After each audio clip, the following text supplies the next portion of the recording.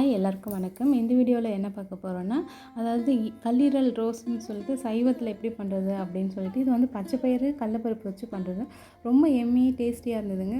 நிஜமாக சொல்கிறேன், 100% இது அவ்வளோ டேஸ்ட். இது பச்சை பயிரில் தான் நம்ம செய்கிறோமா அப்படின்னு சாப்பிட்றவங்களால கண்டுபிடிக்க முடியாத அளவுக்கு ஒரு நல்ல டேஸ்ட் இருந்துச்சு. ரொம்ப நல்லா இருந்தது. நீங்களும் இதை ட்ரை பண்ணுங்கள். இதுக்கு தேவையான பொருட்கள் என்னென்னு ஒன்று ஒன்றா பார்க்கலாம். இதில் வந்து நம்ம பச்சை பயிறு வந்து ஒரு 3/4 கப் எடுத்துக்கணும். அதுக்கப்புறம் 1/4 கப்பு வந்து கடலப்பருப்பு எடுத்துக்கணும். இது ரெண்டுத்தையும் நல்லா ஊற வச்சுட்டு ஒரு 1 ஹவர் ஊற வச்சுக்கோங்களேன். அந்த மாதிரி ஊற வச்சுட்டு தண்ணியை வடிகட்டிக்கலாம். பச்சை பயிரில் நிறைய நன்மைகள் இருக்குது. நமக்கு எல்லாருக்குமே தெரியும். பச்சை பயிர் நம்ம அதை அதோட அந்த டேஸ்ட் நிறைய பேர் பிடிக்காதுன்னு நம்ம அவாய்ட் பண்ணிவிடுவோம். பட் இந்த மாதிரி செய்யும் போது நல்லா இருக்குங்க டேஸ்ட்டு. நிஜமாக குழந்தைகள்லாம் விரும்பி சாப்பிடுவாங்க. ஒரு மிக்ஸி ஜாரில் போட்டு நம்ம இதை வடைக்கு எப்படி மாவாட்டுவோம், ஸோ அந்த மாதிரி ஒரு கொரனும் இல்லாமல் கொஞ்சம் நல்லா இல்லாமல் ஒரு நல்ல ஒரு 90% கரைச்சிக்கலாம். உப்பு, ஒரு மிளகாய் போட்டிருக்கேன், பச்சை மிளகாய், அதை போட்டு இப்போ அரைச்சி எடுத்துக்கிட்டோம். சரிங்களா?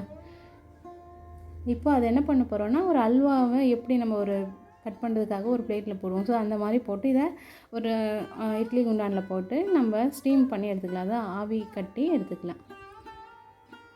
நம்ம இதை ஆவியில் வேக விட்டு எடுக்கும்போது அந்த ஈரல் மாதிரியான ஸ்ட்ரக்சர் நமக்கு வரும். இந்த ஆவியில் நம்ம வேக வைக்கும் போது பிகினர்ஸ்க்கு என்ன சொல்கிறேன்னா, நான் கற்றுக்கிட்டது, இது வெந்துடுச்சான்னு கண்டுபிடிக்கிறதுக்கு ஒரே ஒரு ஐடியாங்க. இந்த பாருங்கள், சுற்றி இந்த மாதிரி ஆவி வரும். ஸோ அப்போ அது நல்லா வெந்துடுச்சுன்னு அர்த்தம். அப்போவே கண்டுபிடிச்சலாம், ஓகே வெந்துடுச்சு. இதுக்கு மட்டும் இல்லை, எல்லாத்துக்குமே ஒரு ஆவி வருது அப்படின்னாலே உள்ளே வெந்துடுச்சு அப்படின்னு நம்ம கண்டுபிடிச்சிக்கலாம். இப்போ பாருங்கள், நம்ம கத்தியை வச்சு டெஸ்ட் பண்ணுறோம். ஒட்டாமல் வரணும். இது பிகினர்ஸ்க்கு நான் சொல்கிறேன். ஏன்னா சில சமயம் குழப்பங்கள் வரலாம், வெந்துருச்சா இல்லையான்ட்டு. பாவு பச்சையாக இருந்ததுன்னா ஒட்டிக்கும், வெந்திருந்ததுன்னா ஒட்டாது இல்லையா? ஸோ அதனால தான் நம்ம தொட்டு பார்க்குறோம். இப்போ அது வெந்துருச்சு. அது கூட இஞ்சி, அதாவது இஞ்சி, பூண்டு, வெங்காயம் 3த்தையும் நம்ம ஆட்டி எடுத்துக்கலாம். அதாவது நம்ம வந்து மிக்சரில் ஜாரில் போட்டு அடித்து எடுத்துக்கிறோம். வெங்காயம் சின்ன வெங்காயம் ஒரு 50 கிராமு, பூண்டு ஒரு 5-6 பல், இஞ்சி வந்து ஒரு சின்ன துண்டு. அதுக்கப்புறமா நம்ம இந்த மாதிரி ஆவியில் வேக வச்சு எடுத்த பச்சை பயிரை இந்த மாதிரி நம்ம க்யூபாக கட் பண்ணிவிட்டு வெறும் எண்ணெயில் போட்டு நல்லா நம்ம ஃப்ரை பண்ணி எடுத்துக்க போகிறோம். இதில் நான் மோஸ்ட்லி என்ன பண்ணியிருக்கேன்னா, அப்படியே தான் காட்டியிருக்கேன். அதாவது எதையும் ஸ்கிப் பண்ணல, வறுக்கிறது அதெல்லாம். ஏன்னா அதெல்லாம் ரொம்ப இம்பார்ட்டன்ஸ் ஃபார் பிகினர்ஸ். ஸோ அதனால் அப்படியே காட்டியிருக்கேன்.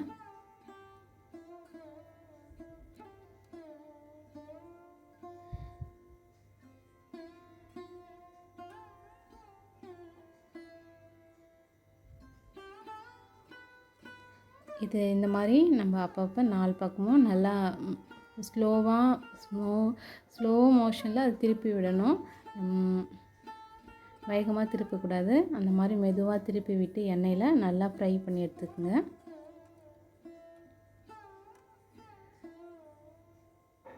இந்த மாதிரி ஃப்ரை பண்ணி எடுக்கும்போது என்ன ஆகும்னா, நமக்கு டேஸ்ட் இன்னும் கொஞ்சம் நல்லா வரும்.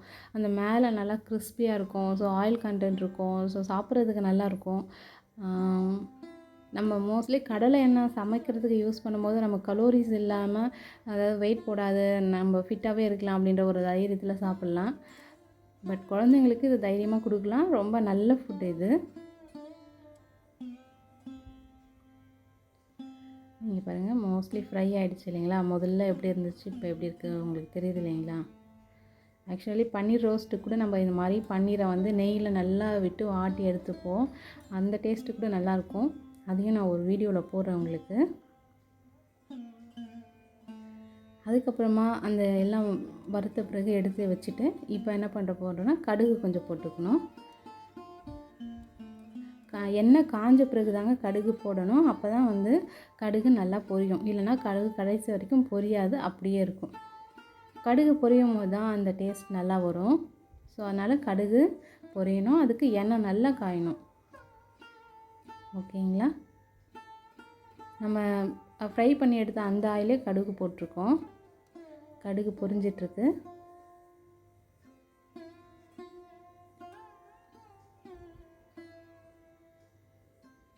அது கூடவே கடுகு பொரிஞ்ச பிறகு நம்ம கொஞ்சம் கருவேப்பிலை போட்டுக்கலாம். நம்ம கொத்தமல்லி கடைசியாக தான் போடுவோம் டெக்கரேஷனுக்காக.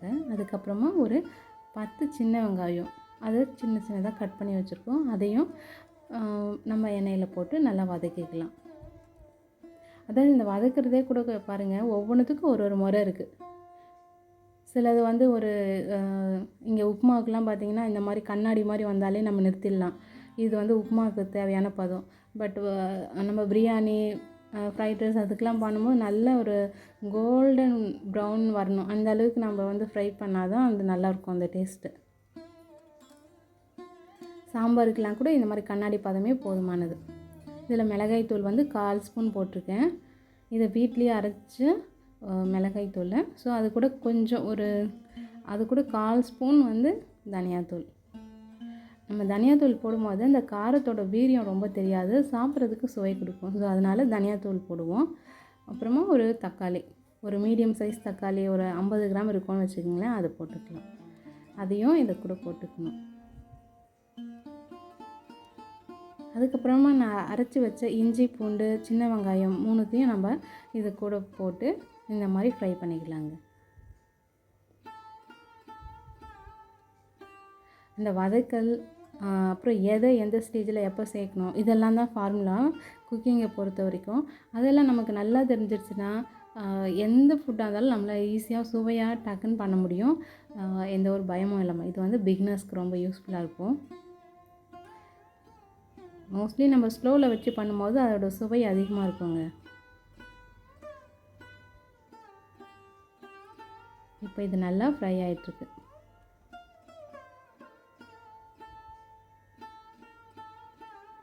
அது நல்லா ஃப்ரை ஆகிட்டுருக்கும் போதே நம்ம வந்து என்ன பண்ண போகிறோன்னா, நம்ம எடுத்து வச்ச அந்த ஃப்ரை பண்ணி எடுத்து வச்ச பச்சை பயிறு க்யூப்ஸையும் இதில் போட்டுக்கிறோம்.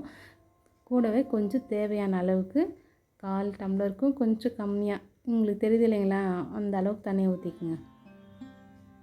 எல்லாருமே சொல்லுவாங்க என்னென்னா இந்த அளவுக்கு 1/4 டம்ளர் 1/2 டம்ளர் சொல்லுவாங்க. பட் நம்ம கண்ணளவு தாங்க ரொம்ப முக்கியம்.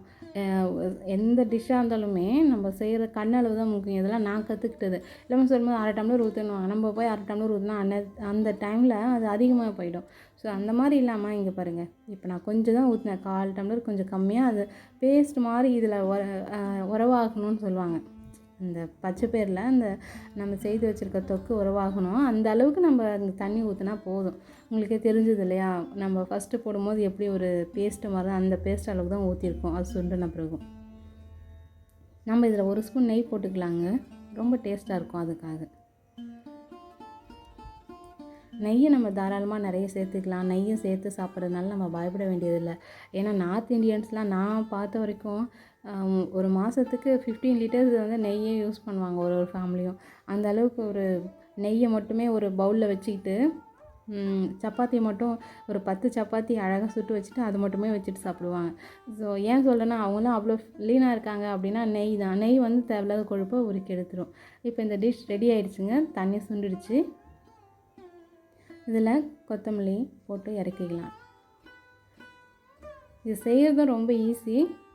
ஏன்னா கிட்ஸ் ரொம்ப விரும்புவாங்க. நம்ம டெய்லி நார்மலாக ரொம்ப ஆர்டினரி ஃபுட்டு செய்கிறத விட இந்த மாதிரி கொஞ்சம் டிஃப்ரெண்ட்டாக செய்யும்போது ரொம்ப டேஸ்ட்டு நல்லாயிருக்கும். இது காய்கறிகள் இல்லை அப்படின்ற டைமில் கூட நம்ம இதை வந்து செய்துக்கலாம். அவ்வளோ நல்லா டேஸ்ட்டாக இருந்துச்சு. மோஸ்ட்லி எங்கள் வீட்டில் யாரும் பச்சை பயிரே சாப்பிட மாட்டாங்க. இது செய்து கொடுத்தோன்னா வா நல்லா இருக்கே, இன்னும் கொஞ்சம் வேணும் அப்படின்ற அளவுக்கு தான் கேட்டாங்க. நல்லா இருந்தது. உங்கள் எல்லாேருக்கும் பிடிச்சிருக்குன்னு நினைக்கிறேன். இந்த வீடியோ பார்த்த எல்லாருக்கும் நன்றி.